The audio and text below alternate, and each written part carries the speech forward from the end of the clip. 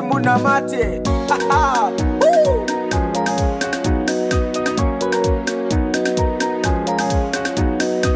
Ukanamata kuna mwari hakuna kana wani shinoramba.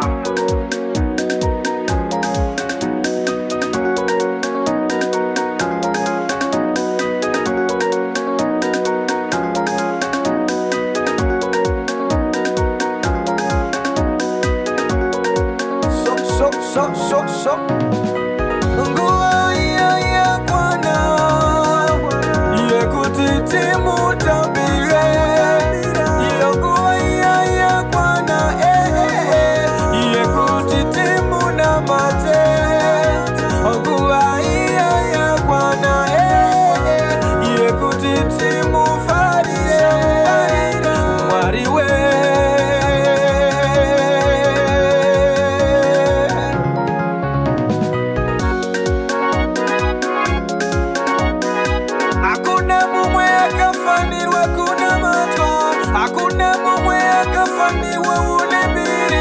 Asimi mwari ndimi muka baba, asimi mwari ndimi muka baba.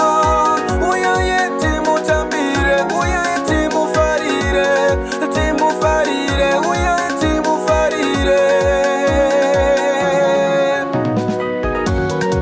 Hakuna mumwe akafanira kuna matwa kuze kwa iye Jesu chete.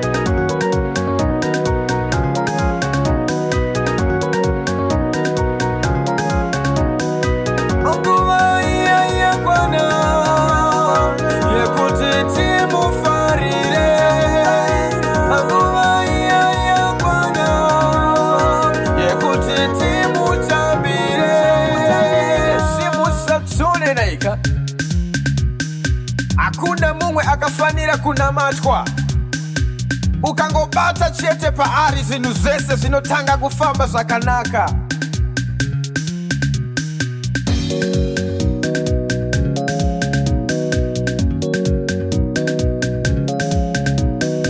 Nguva ya Bwana yekuti timufarire, nguva ya Bwana yekuti timutambire.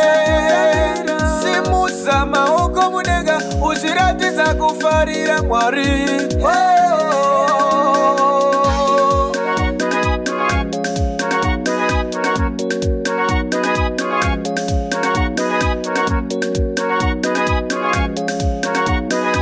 Ukanamata kuna Mwari, zvinhu zvese zvinoendeka.